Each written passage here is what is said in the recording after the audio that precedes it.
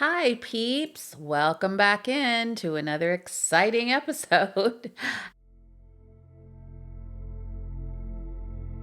I do have an exciting episode this time, but I'm going to do a trigger warning um, because it's on a documentary on Netflix. And if you haven't seen it, I'm going to ask you to go watch it if you want before you listen to this episode because I'm not holding anything back. I'm going to tell the ending. I'm going to tell the middle. I'm going to tell it all. I'm spilling the beans because this show freaked me out and like I was screaming at the TV. It's of course mother related. It's a documentary on Netflix and it's called Unknown Caller and it's a catfish story. Well, so let me start from the beginning. What happens to the daughter of a narcissistic, toxic, dangerous mom when she is the target of her mom's abuse? So let's get into the trauma that surpasses all reason when I watched this documentary on Netflix. Let me tell you, I was blown away. I kind of knew the premise of it. I'd heard enough on social where I was like, I think I know that the mom's behind something in this. But I started watching this documentary about this family, all American family. Everyone, the girls are in cheer, the boys are football players, like just a normal family, small little town. Little teenage girl falls in love with her boyfriend. Everything is going great. Everyone knows each other in this town. It's very, very small. And all of a sudden, she's falling in love with this kid, which who knows what would have happened at the end of the day. Small town high school love. Sometimes it lasts, sometimes it doesn't. So I'm not saying that this ending would have been different had none of this happened and they would have lived happily ever after and gotten married and had a bazillion kids, whatever. But in the middle of this romance, she starts getting these text messages from this girl that says that she has been hooking up with her boyfriend, that he prefers her, goes into graphic detail of all of these things that they are doing together. Meanwhile, she's taking these texts to the boyfriend. He's like, "What? I don't even know who this is." Now they're looking suspiciously at different friends that they have and different people from different schools. Like they're trying to figure out like what's going on. Anyway, it's this whole tale of like this poor teenage girl who has endless amounts of, like, I'm talking hundreds of messages throughout the day. And then they start doing it to the boyfriend. Hundreds and hundreds. Now his parents are getting involved. They're like, what is going on? And the school isn't really knowing what to do. So it's frustration all the way around. Everybody's upset. Her mom is upset. Like everyone's so upset. Like we don't know where these messages are coming from. We don't know why they're targeting our daughter and our son. Like they start blaming some of the like more kind of kind of the bad girls of the school, which I was laughing. I was cracking up because her parents were like, yeah, she's sassy and we like her like that. And we stand with her. And I was like, oh boy. So it's just kind of funny how we start creating these narratives and these stories around suspicion and around things that are happening. So all of this stuff is happening and it's getting to a point where it's getting really, really graphic and horrific. And now pictures are being sent. I mean, it just starts getting really gross, in my opinion. And his parents are finally like, we're taking your phone away. Meanwhile, so emotionally, this is what it does to kids too, is like all of them are struggling. They're all struggling with mental health now. They're struggling in their grades. They're struggling to trust anyone. Like it's literally wrecking the foundation of who they are. And it creates this pattern of mistrust with everybody, even people in their family. And so eventually the parents are like, we've had enough. This is too crazy. I don't want you seeing this girl anymore. You're gonna have to like separate from everything. Like we just can't do this. It's too much. And so they start pulling away. They break up. They literally got to a point where they weren't even talking to each other anymore. And she keeps getting these messages. His subsided. Also, his parents took his phone away, which I think is a great thing. I was like, get another phone, do something. Like, what is going on? They actually got an investigator involved in the case, and he could, I think it was someone, well, actually I think it was the police department first, and they could actually only get so much information. So it kind of hit a dead end. So it's just throughout this whole story, you're thinking like, who is it? Why are they doing this? Why are they hurting these kids that really did nothing to anyone? Where did this come from? And so as the story moves on, you realize there's something funky in the air. Like there's something, this has to, because of some of the clues that the investigator found from the police department, couldn't actually go quite further. They couldn't get into the records like as much as they wanted. But you could kind of tell from where this was going is like this was somebody that knew exactly what was going on. Like they knew where these people were. They knew what kind of clothing they wore. Like it was very scary for the kids because they thought, is someone watching me? And this person knew every like details about them that only someone that really, really knows you should know. So that's why they started looking at like some of the classmates and stuff because they're like, this is too crazy. Like there's things going on where it just doesn't make sense. Like it makes sense and it doesn't make sense, right? And so the story goes on, things happen, everything explodes. Like there's kids against kids, like this two cute couple split up. It's like no one's talking to each other. The parents are just trying to protect their children. It becomes this crazy thing. But then it's like the girl just keeps getting these messages, and it's like it starts getting really cruel. You're not worth anything. You probably should kill yourself.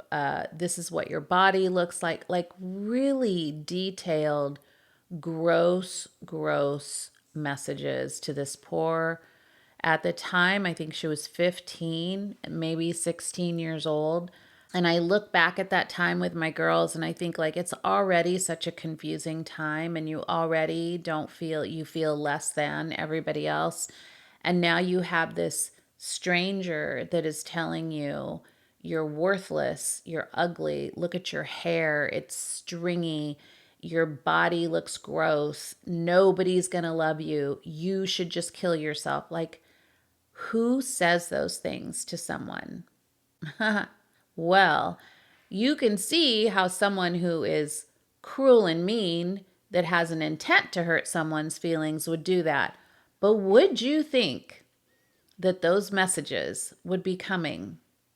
Wait for it. From your own mother. Yes, my friends, if you've seen this show, blew my mind. Her mom, they finally got the FBI involved. Like they started digging through these messages. They found the IP, whatever. I'm not techie, but you know, they searched and found the address from where these texts were coming from, and it was coming from their house.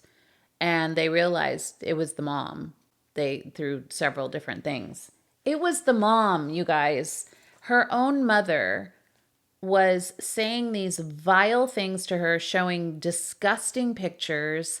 Here's what you should do to a boy to keep him. Like vile, vile things that on my worst day, I would never, ever think about doing to my girls. Like I can't even imagine. So, you know, it explains like obviously this woman has issues, obviously.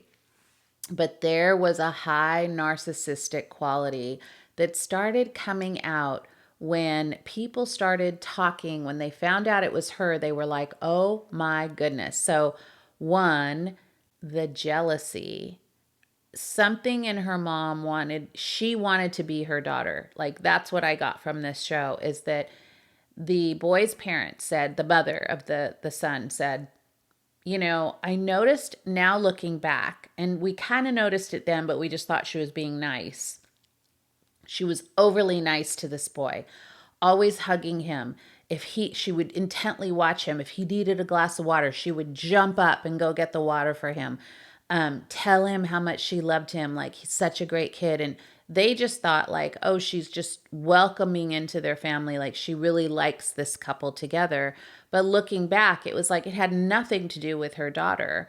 It was this woman was role playing in her head of being her daughter. Like, I'm the person that he should love. I am his girlfriend. Like, in her sick, twisted mind, they started realizing there were things that she was doing. And that's how these messages were so innate and so accurate in their personalization, is that she was there and she knew what was going on. So she could pinpoint these little things where they're like, how did this person know that?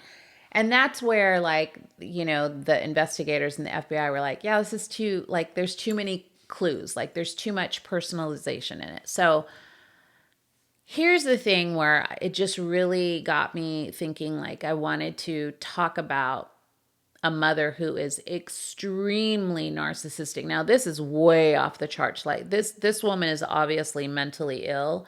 That I'm just going to throw out there right now. Like, there's something wrong, because I don't think even I had a cruel mother, a narcissistic tendency type mom, but even my mom had moments of loving care for me. Small little moments, but they were there. This woman was so manipulative. She created this world in which she did everything for her daughter, right? It was what they called Munchausen. So she's going to like throw these messages out there, right, that are so vile and so disgusting, and then be the savior of like, oh my gosh, I'm going to help you. I love you so much. You're so amazing.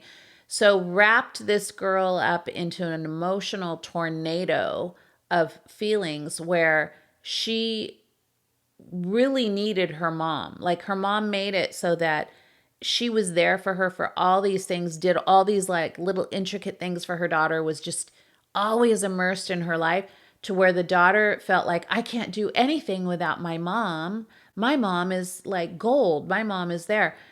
To the point where when the officers came in, because they definitely had evidence and they had searched the house by that time and they found all the computers and they found all the evidence, they came in to arrest the mother. She desperately clung on to her daughter. It wasn't even like, I'm sorry, let me explain. And she was just like, you don't understand. I can't leave her. And her daughter was clinging to her. So sick. It was like, what? Like, if I was the daughter and I figured out that my mom was the one behind this, but then I started thinking, no, because this mom has so wrapped her up in this love bombing that she can't even, she couldn't separate it, right? She was clinging to her mother. And I was like, no, girl, you should be pushing your mom away because she's the one that did this. It was like she couldn't even comprehend that at the time. So they're clinging to each other, they're holding each other, so upset, almost to the point where it's like, did we get this right? Like, did she, she looks like this loving mom. She's horrific.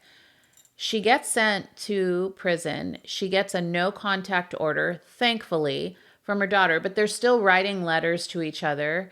They interview this girl, this poor girl. I just think about her, and she's so conflicted. So she is seeing a therapist right now, but they were interviewing her and she was saying like, well, I can't see my mom right now because they have this protective order. I'm like, yes, girl, it's for your protection. And she said, but I really want to see my mom. I miss my mom. Valid feelings. I get it. Yes, of course you miss the mom you thought you had, but that's not the mom that you have. That's where she's confused. And so you can see where manipulation and abuse can be done in such a subtle and then huge way that it just topsy-turvies your brain to where this poor girl is going to have to do a lot of unwinding of what was truth and what was lie. And then moving forward, how do I discern what is truth and what is lie in other people's lives, in my other relationships, in future relationships? This poor girl, her mom has screwed with her brain to the point where now she doesn't know what's up, what's down, what's sideways. Like, doesn't know. And this is going to take years for her to unravel this. They also interviewed the mother, and it was just the gall of like, there's no remorse. I think that's the thing, is like, she was like, I just, I was confused and I did it. I love her, and just made it like this romanticized, which made me realize this woman is basically very mentally ill. Like, she's just not living in the real world. But to do this to your girl, like, shame on you, because I can't even imagine the years of what this girl is going to have to work through. And she said she was working with a therapist, and she's starting to understand that there was some things, but she couldn't even bring herself to say, like, my mom was wrong. Like, this was horrific, or I can't believe my mom did. It was just, I miss my mom. I love my mom. And I thought, honey, you miss the mom that you always wanted to have. We all do. Like, I feel that. We wanted the mom we didn't have. We want the mom that we thought we had or wanted to have and didn't get. And that is a mourning process that's going to take time. With this girl, it's going to take years, because she has been bamboozled by this woman that has completely flipped the script of anything I've ever seen. I cannot believe that, someone that you give birth to actually would justify their actions of hurting the person to the point where remember at the beginning of this, she said, you need to kill yourself. She's telling her daughter to kill herself. I wonder what would have happened had she done that and then they found out it was her mother.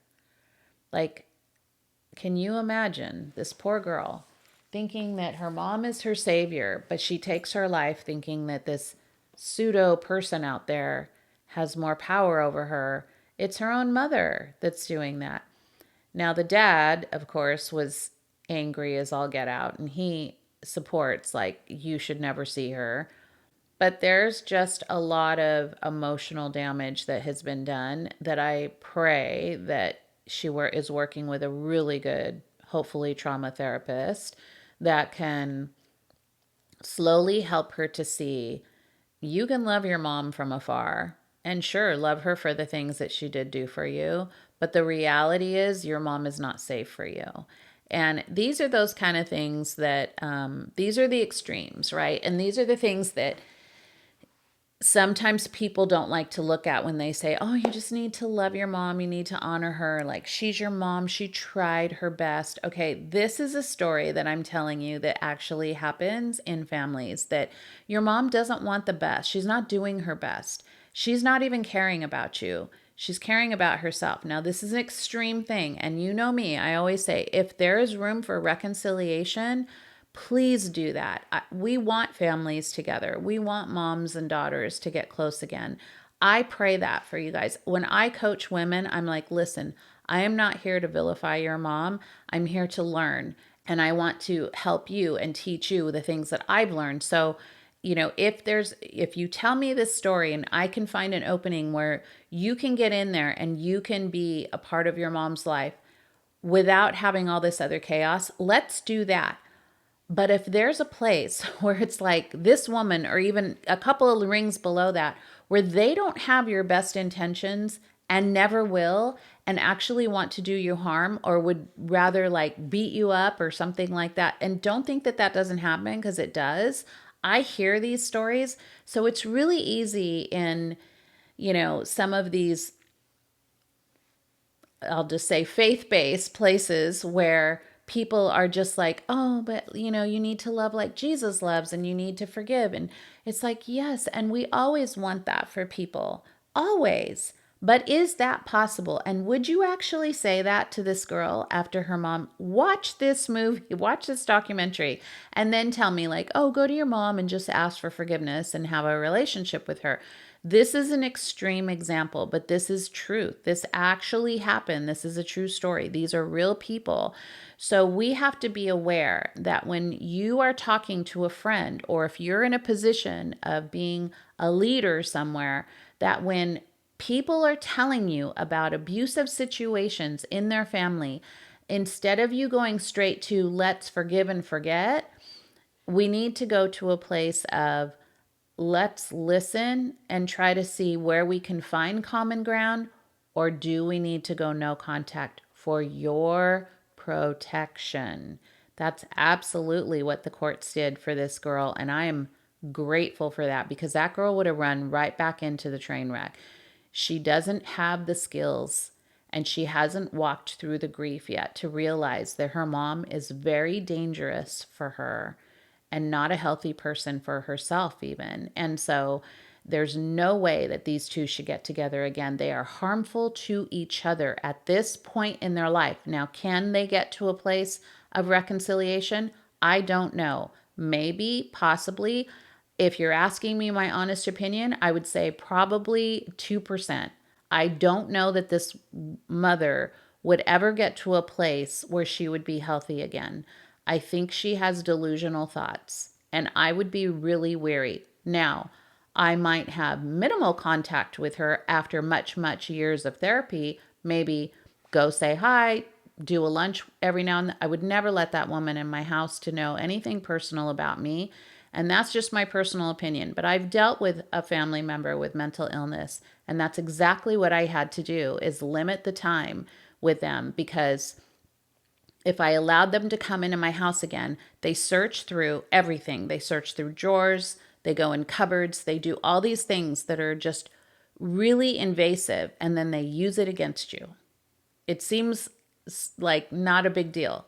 But when you find someone going through like medicine cabinets and your bedroom drawers and just weird things, like why are you looking through my stuff? This has actually happened to me. And so I am just saying that when you have a mother that is that in that position, that is highly narcissistic, highly abusive, doesn't have your best interest at heart, you absolutely need to take a pause and decide if you need to go no contact or minimal contact with them.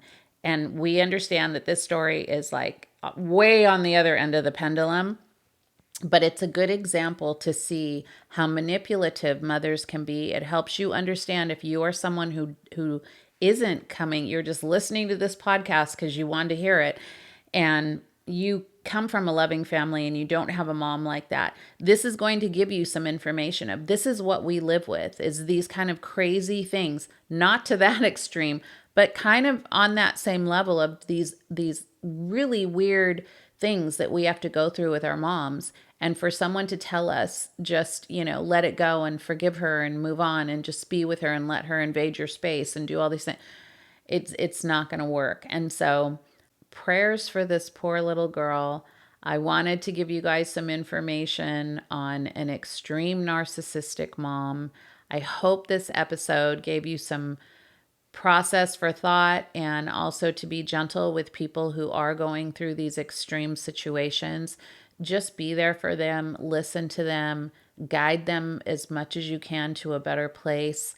But let yourself be the trusting person for them when they do come to you with that kind of situation. Don't try to tell them what to do or anything. Just be there for them and hold them tight, because they need some love that's real love, not fake love. So I hope this episode helped you guys. And until next time, I will see you later, peeps.